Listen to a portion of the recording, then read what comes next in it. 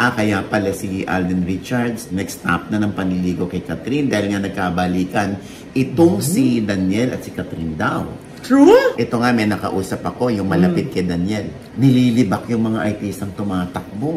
Lahat daw, ang mga mahihirap, ang kanilang priority. Tama na yung mga ganyan. Paano natin maipagtatanggol ngayon si Manny Pacquiao? Nag-iba yung kanyang statement. Si Sam Versosa, tumutulong talaga sa Maynila. Noon pa, nung si Isko pa yung nakaupo bilang mayor. Siya pa pala nung tumanggap ng tulong ng pandemya. Oo nga. Ba't niya tinatanong? Pag namimili kami namin, pinipili namin yung mga magaganda at gwapo. Diba? Kasi kung titingnan ninyo, yung mga nakukuhang leaders ng mga kalaban namin, mga mukhang adik. Nakakahiya naman sa mga magkakaibang mga leader. Ikaw na mismo na konsehal ang nangaalipusta sa mga leaders na yan. Hindi siya makbay. Tapos pansinin nyo guys, itong PWD na gustong magpapatsure sa kanya, lalapit, inalisan niya. Hindi natin alam kung anong sinasabi niya dyan. Pagtatakbo rin naman tayong senador, dapat may team. Meron ding advisor. Hindi ka naman pwedeng mamigay lang ng jacket sa senado. Ito na ang latest, kaya tumutok ka na, dali. Ito na nga! Ito na ang mga marites, kaya i-chika mo na, dali. Ito na ang latest! La la la la la la la, i-chika mo na, dali. Ito na ang latest! La la la la la la la, i-chika mo na, dali. Ito na ang latest! Hello mga kapit! Ito po ang inyong mga lingkod. Ito po si Mama Loy. Ito po sa akin, Rana. At ito naman po si Papa O, si Audrey Diaz. So, ano pa nga ba ang lagi inyong inihirit sa amin? Ichika mo na! La la la la la la la la, ichichika na namin dali. Ay, nay. Ano lang pag-uusapan natin ngayon, ha? Naku, wanted ka. Bakit? Ang daming nagtatanong sa'yo at naghahanap. Sana naman yan, Oo, kasi nga, maugong yung chika na nagkabalikan na si Daniel Padilla at si Catherine Bernardo. Totoo ba? At sinasabi nga nung iba, ay, hintayin namin yan sa Ojo Diaz Showbiz Update. Kung totoong mag-jowa na ulit sila. Kasi si Ojo Diaz yung nakascoop na naghiwalay na sila eh. Diyos ko, porke naman naka-scoop ako. Ako din dapat maka-scoop kung sila na ulit. Nakakaloka ka. Yun na nga, di ba? Talagang binabash din ang kumpare natin si Christian Gaza. Dahil sa kanya nga galing yun. Pero yun na inilinaw agad, no? May video pa nga dyan si Christian Gaza. At sinabi niya, hindi naman niya kinoconfirm.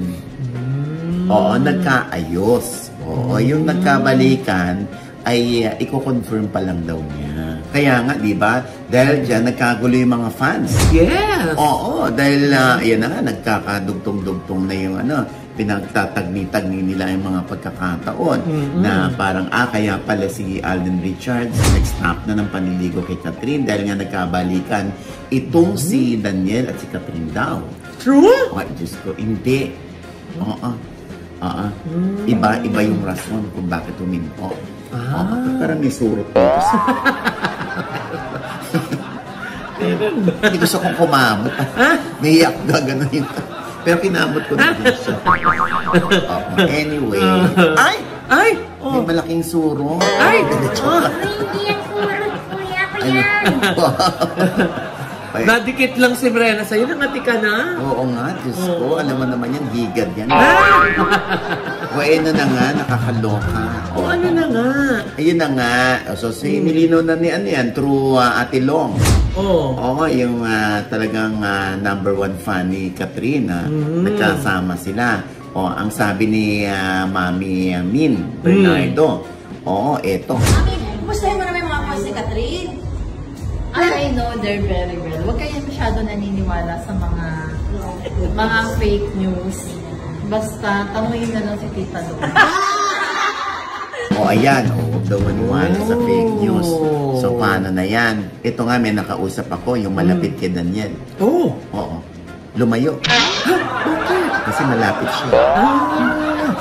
Hindi, joke. Hindi, yun na nga sabi.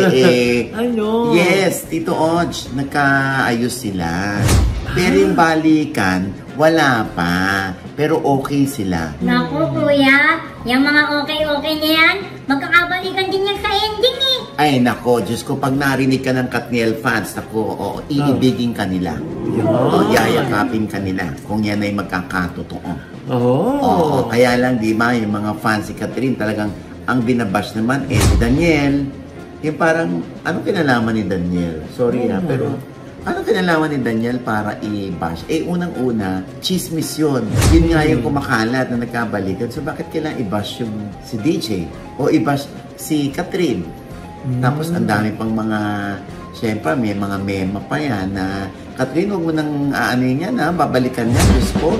Oo, nakatayo ka naman, ang wala yan. Mga ganyan. Samot-sari mga opinion. Oo, tapos parang, anong kinalaman ni Daniel to? Parang, di ba? Parang syempre lahat naman ng tao mayroong pag-asa na magbago o na mag-move on o mag-move forward, di ba? Oo, tanggapin na lang natin na ganun talaga. Na minsan, sa buhay ng tao, akala mo wala na, may chance pa pala. Nakuya ka na naman, kuya. Bakit? Binibigyan mo na naman ng pag-asa yung mga fans ng Katniel. Hindi, yung sa akin lang naman yun, di ba? Yung parang yung mga tao, di ba? Lalo na dito sa ating bansa. Nag-explain. Hindi. Alam mo, nagre-react na ako, Mrena. Baka sabihin na naman nila, may laman yung sinasabi ko. At saka talaga yung mga solid naman na yung Katniel, never silang nawalan ng ng hope Pag-asa.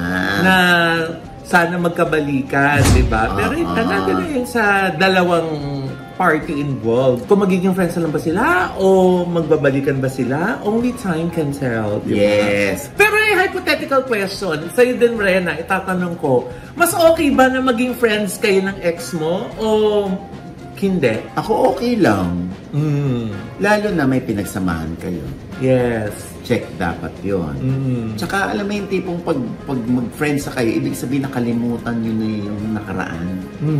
Kasi pag yung, well, meron naman na hindi, para lubos ako makalimot. Totally, i-block ko siya para ayoko na siya makita at ayoko siya maalala. O kasi ito yung klase ng pag-move on ko. Oo, kuya, tama ka. Diba? Walang problema kung maging magkaibigan ulit sila, kuya. Tama. 12 years sila, kuya. Matagal yung yung pagsasama nila. Basta naman mapagkakasunduan yung hindi pinagkaunawaan nung naghiwalay, di ba, Nay? Kasi depende din yun. May mga hiwalayan na madalas, di ba, hindi maganda or pero kung repairable, di mas better maging friends with your ex, di ba? At tandaan mo, dito nyo rin unang narinig sa OGD Showbiz Update na pinuntahan ni Daniel sa dressing room sa Araneta ng ABS-CBN Christmas Special si Catherine. Lumabas yung mga glam team para bigyan ng pagkakataon yung dalawa na makapag-usap. Diba? Oo. Pwedeng doon nagsimula yun. Oo. Otherwise, talaga nag-uusap na sila sa phone. Anyway, Diyos ko, for today's video, eto na, no? Oo, dahil nga dyan, pag-usapan na rin natin itong, alam mo, ang daming mga artista talaga na sumasabak sa politika. Kasi ngayon, tinan mo naman, parang nililibak yung mga artistang tumatakbo. O yung iba, parang bakit pa rin nagsasayaw? May mga ganun. Kailangan ba daanin sa sayaw? Hindi pwedeng daanin sa plataforma. Lahat daw sincere na lumalapit. Lahat daw ang mga mahihirap, ang kanilang priority. Tama na yung mga ganyan. Na priority ang mahihirap. Utang na loob. Huwag na natin gamitin ang mga mahihirap. Kuya, paano hindi gagamitin ang mahihirap? Mas mataas ang porsyento ng mga bot na mahihirap. Kaya ganun.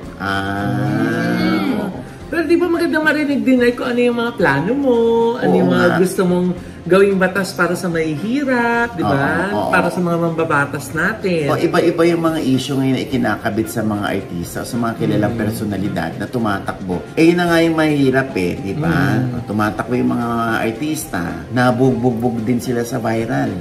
Kasi nga, nariresibuhan sila. Lalo na yung mga kilalang personalidad. Katulad na lamang nitong si Manny Pacquiao. O dating senador, at tumatakbo muli bilang senador. At ayan na nga, naresibuhan siya dahil siya ngayon ay nasa slate ni Pangulong BBM. O, tapos ano na rin yung dating sinabi ni Manny Pacquiao? Ano ba na? Ay, eto. Ang mga Marcos, billion-billion, trillion-trillion ang korupsyon. Tapos ibubuto natin. Talagang ang talino natin. A few moments later. Lagi nating sinisisi ang pamilya Marcos pagdating sa korupsyon. What? Hindi ba natin nakikita na sa panahon ng Marcos, ang bansa natin number 1 sa ekonomiya? May kurap pang bansa na number 1 sa ekonomiya. Ayan. So, paano? Paano natin maipagtatanggol ngayon si Manny Pacquiao? Nag-iba yung kanyang statement. Diba? Gusto kong unawain sa puntong ito na people really change. Diba? The only constant here is change. Jose Marichan? Diba? Kaya lang din yung mga ganyan mga resibo. Diyos ko talagang viral na viral yan, hindi ba? Naku kuya, sana hindi siya ma-knock out sa election mismo. Ayun na nga. Oo. I'm sure lalaban. Oo. Isa pang naresibuhan. Si Isko Moreno. Oh, ano naman sabi? Di ba? Yung, syempre, alam mo naman sa politika, di ba? Magkakatunggali yan. Pero pag nagsama, sa isang okasyon, nagkakama yan. Pero pag sila-sila na lang, talaga namang may maririnig ka. Katulad nito, naresibuhan si Isko Moreno na sinabi niya, nagpaparinig siya na nasaan kayo nung pandemya. Sinasabi sa mga kalaban niya? Doon sa isang stage na sinampahan niya. Ay, ito. Mayroon pang isa, nagpapaapaw ng bigas. Ang kandidata, akala mo'y si Superman.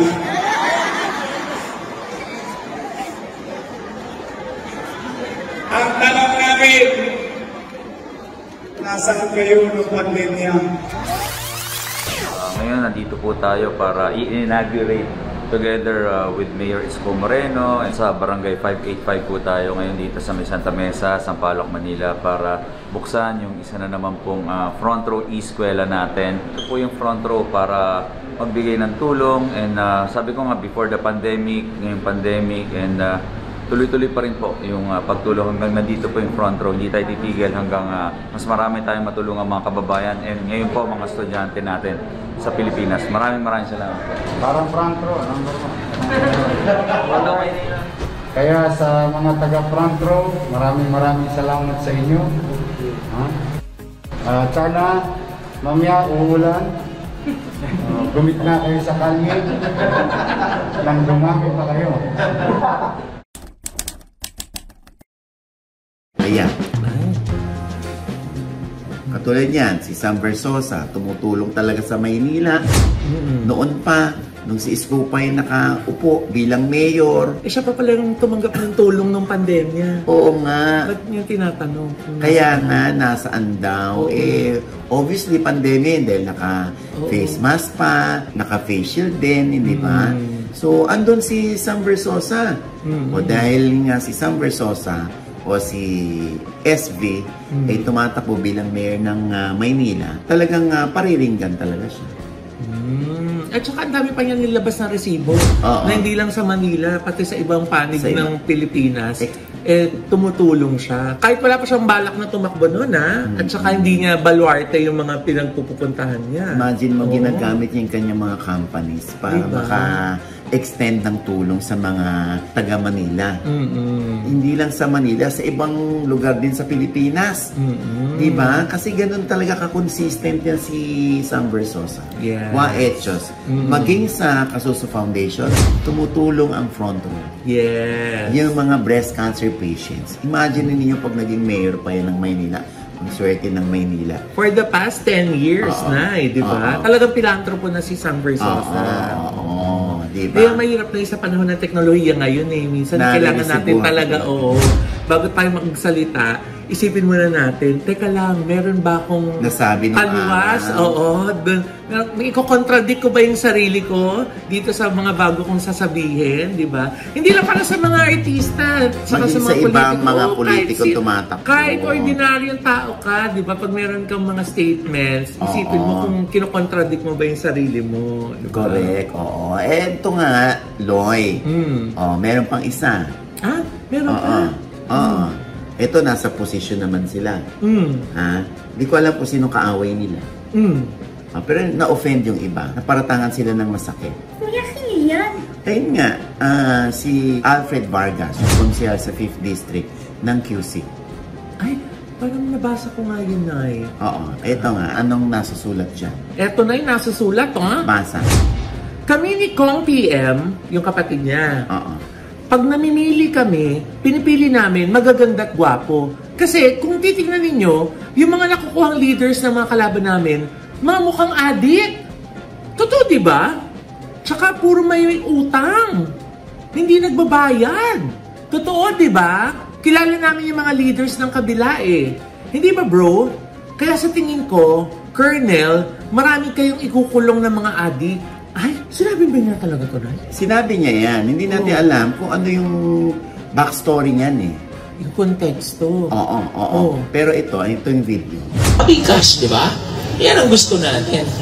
Kasi kami, halimbawa, kami ni Kong PM, pag namimili kami namin, pinipili namin yung mga magaganda at gwapo. Di ba? Kasi kung titingnan ninyo, yung mga nakukuhang leaders ng mga kalaban namin, mga mukhang adik. Totoo, di ba? Tsaka puro may mga utang. Mga nag-uutang kasi hindi nagbabayad. Totoo, kilala namin mga leaders ng kabila eh. Yung kalaban namin, di ba bro? Kaya sabihin ko, Colonel, marami kayong ikukulong ng mga galing lahat sa kabila. Sinabi nga, kaya yung mga nagre-react sila. Oo, parang syempre, alam mo ngayon sa mga panahon ngayon, kung dati, okay na sabihin kang mataba ka, payat ka, nung araw, ngayon nakaka-offend na yan.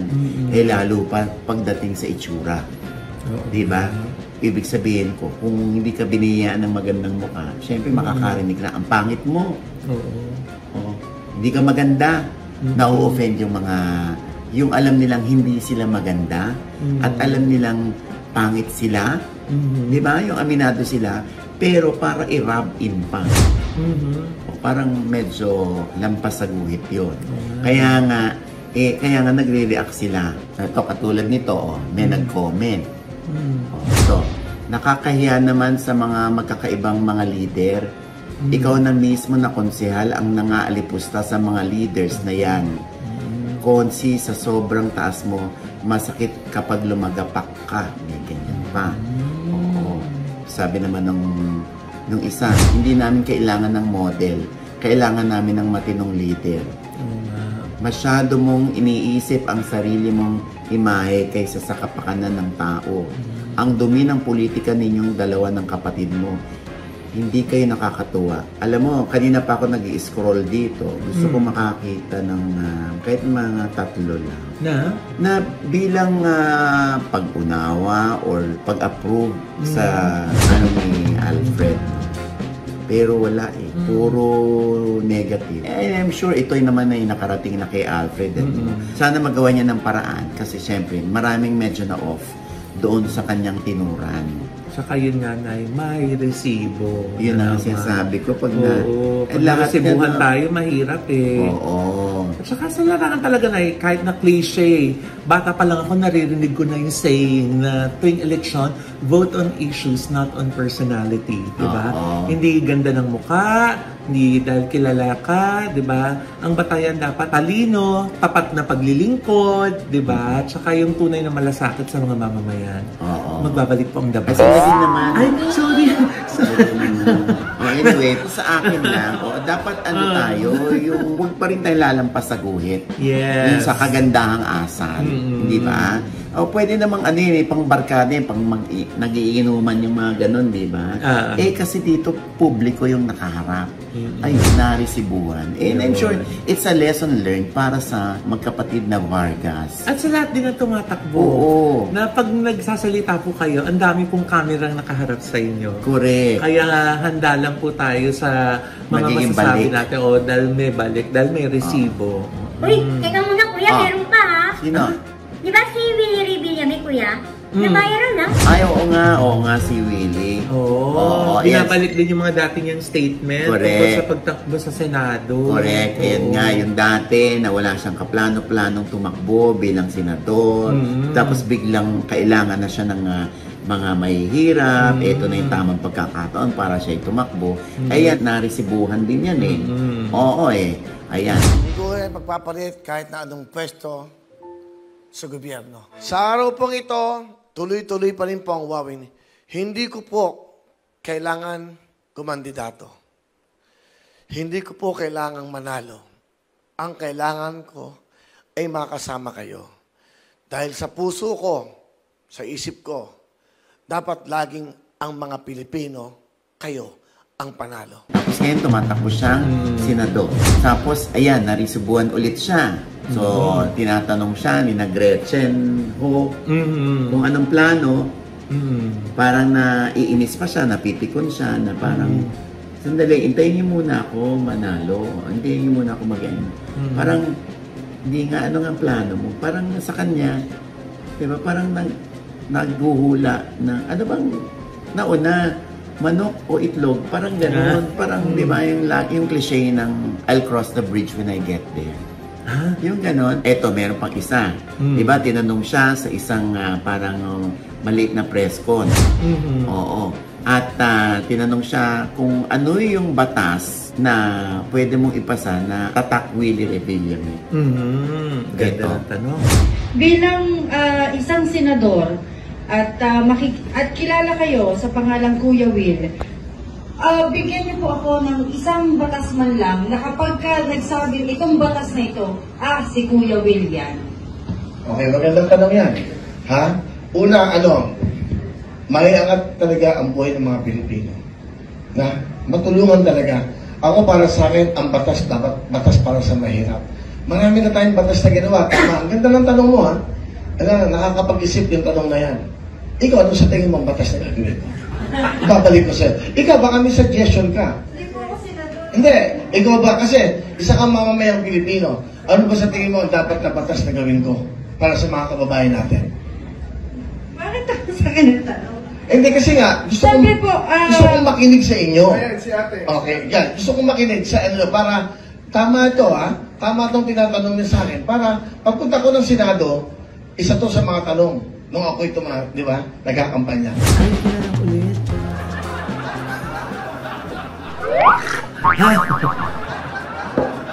Naku po. Alam nyo, pagtatakbo rin naman tayong senador, dapat may team. Meron ding advisor. Di ba? Kasi senador yan. Hindi naman yan distrito lamang. Pambansang posisyon. Oo. Kaya dapat may mga advisor si Willie na hindi po pwedeng dahil minahal ka nila na ganyan ka for 27 years. Diba? Sa television.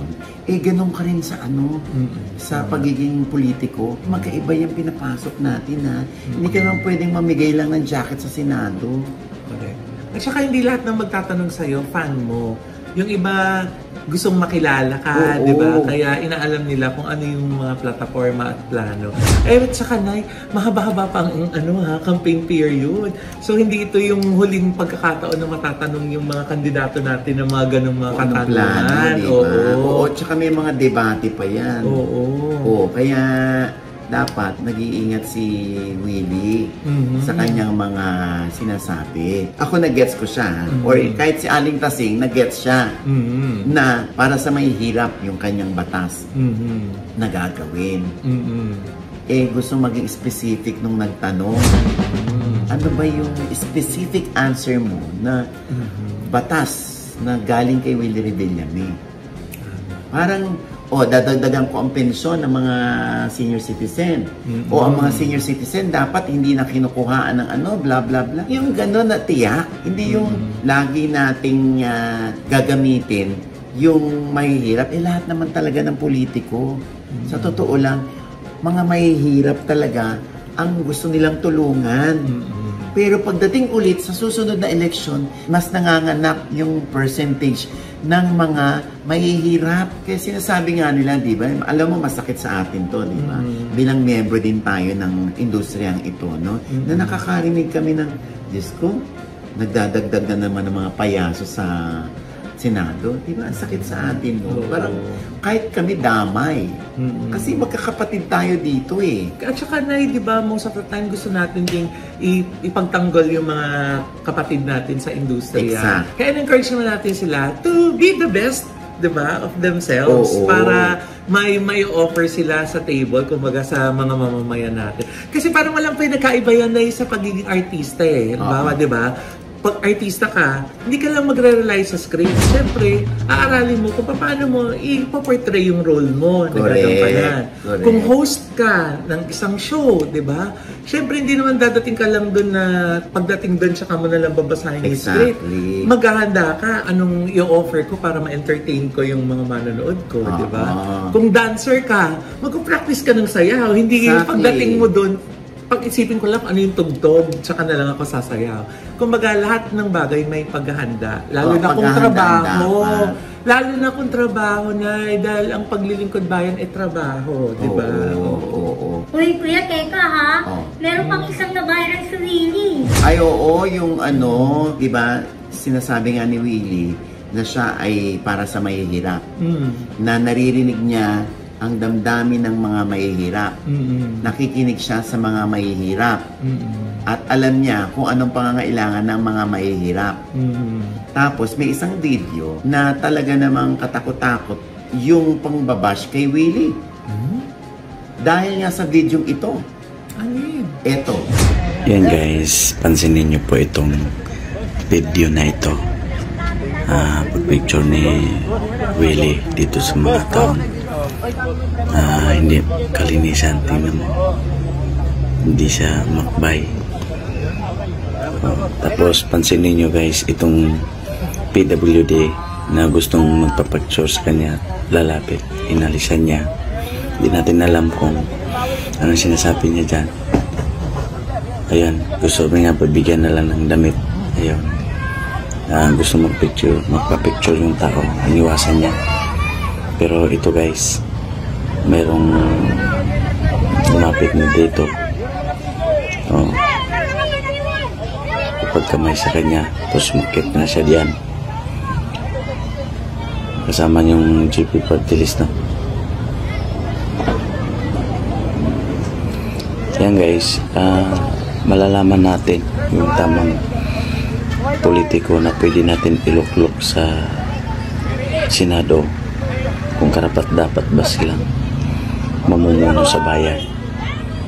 Hindi po para sa mahihirap ang ginawa nila. Ako ayoko nang mag-judge dyan. Oo. Basta bahala na kayong humusga. No? Kasi iba-iba yung interpretasyon dyan ng mga tao. I'm sure. O baka naman sabihin galit ka lang kay Willie. Hindi po. Kayo na po ang bahalang magkaroon ng sarili niyong opinion tungkol dyan. Diba? Opo, hindi ko na pakikialaman yan. Pero, pinabigyan naman niya ng t-shirt yung matanda. Bibigyan mo ng t-shirt. Pero kuya, hindi man lang niya inakbayan o kaya kinamayan man lang yung matanda. Hindi ka naman si Willie Revilla. Kung si Brenda yun, kakamayan mo ba yun? Opo, kuya, syempre. Yayakapin mo. Yes, kuya. Gagawin ko yun, kuya. Kahit hindi ako tatakbo, gagawin ko yun.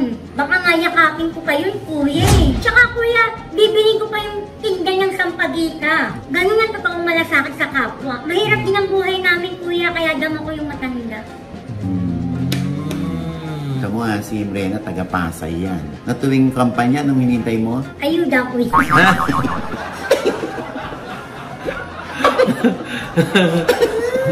Hindi na naman tuloy niya.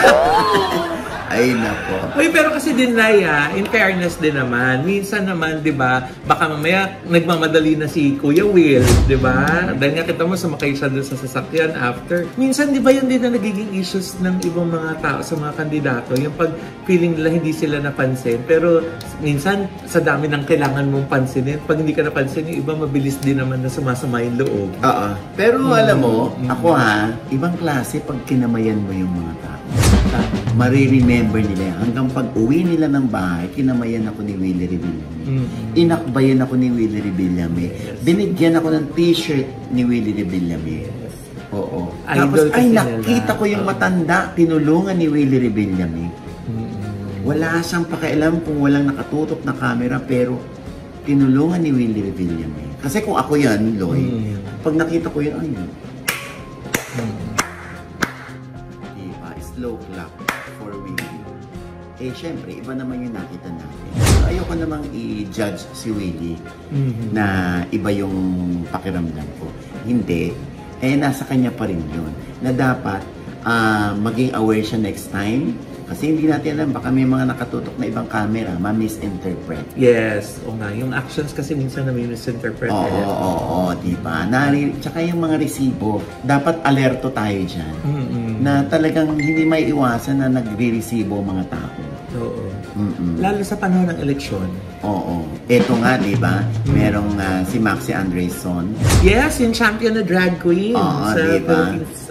RuPaul's Philippines. Oo, na anak-anakan din natin yan. Yes. Ang taray niya.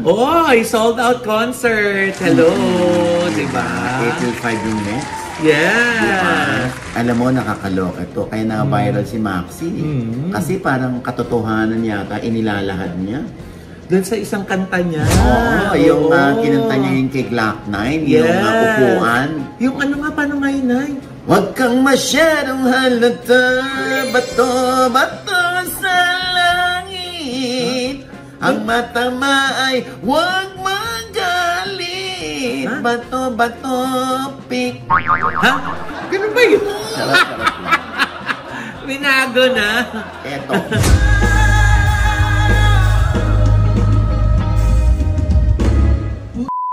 Nakaupo lang kayo dyan! Ang dami naghihirap ng mga Pilipina! Ayusin niyo yung boto niyo, ha? Huwag na kayong pumoto ng mga bobo! Dahil tayo rin ang nagsasakripisyo. Tama? Tama! Ayaw masyadong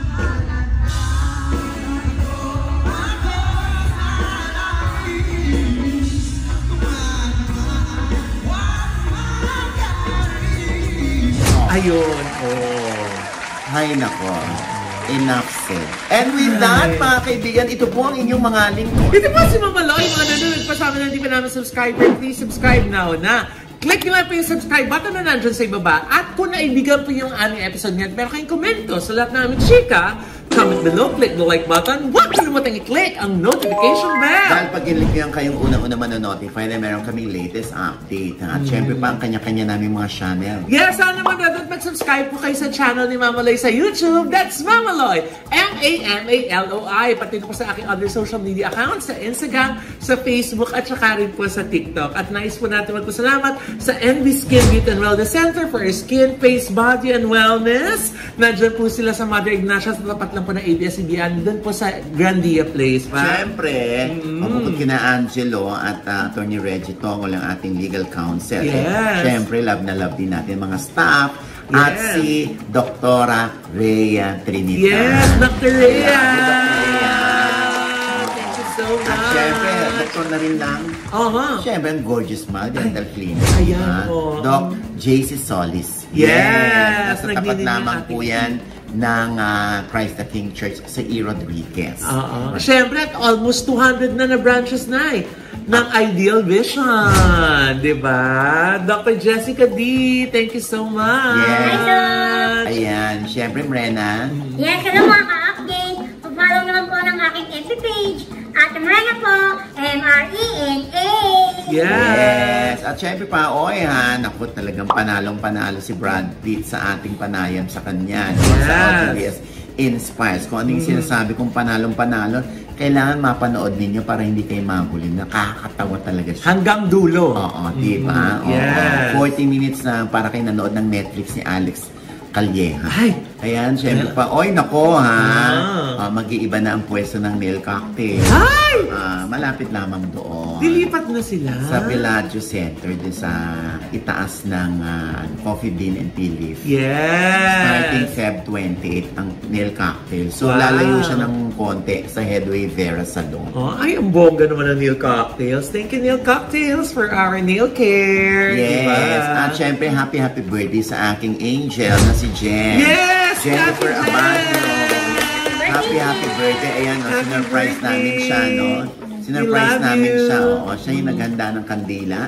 Ha? Pero kailangan sabi ko, umarte ka na-surprise ka. Ha? Hindi, joke lang. Na-surprise naman talaga. Sabay, mo bumili ng cake? Oo. Ayan, hindi. Happy birthday, Jen. Maraming salamat sa iyong tiwala, sa iyong pag-aasikaso sa aking pamilya. Yes. We love you also. We love you. Inaalagaan din niya kaming lahat. Kaya nandito kami sa bahay. Thank you, Jen. We love you, Jen. Kakapuri natin, baka sulutin si Jen sa akin. Ha? Try nila. Try nila, no? Makakatikim sila sa atin. At muli po, ito po yung lingkod, Papa o si OGBS na lagi nagsasabi. At nagpapaalala sa inyo na sa tuwing gigising po tayo itong umaga, huwag na huwag po tayong makakalimot, ha? Magpasalamat sa Panginoon dahil tayo kanyang ginising. Ibig sabihin, may mission pa rin po tayo sa buhay. Sabay-sabing, every gising is a blessing! At ano pa nga bang lagi niyong inihirit sa amin? Ay! Ichika mo na, dali! La la la la la la la la! Chika mo na, dali!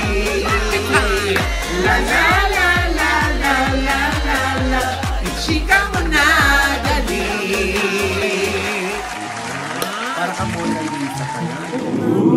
Ganda ng hair ni Morena Mona ngayon, Lisa. Ay, parang meron ako nakita sa buhok mo. Ano? Mona Lisa. Ha? Akala ko yung nanay sa Addams Family. Sa bagay, mukha naman may Adam's apple. Ha? Hindi ko yung wala. Wala ba? Ay! Huwag na talaga. Hindi! Nakakaloka. No, baka maniwala sila. No. Oo naman ako nagsasabi. Di ba pag ako nagsabi? Ay, huwag mo naman sabihin.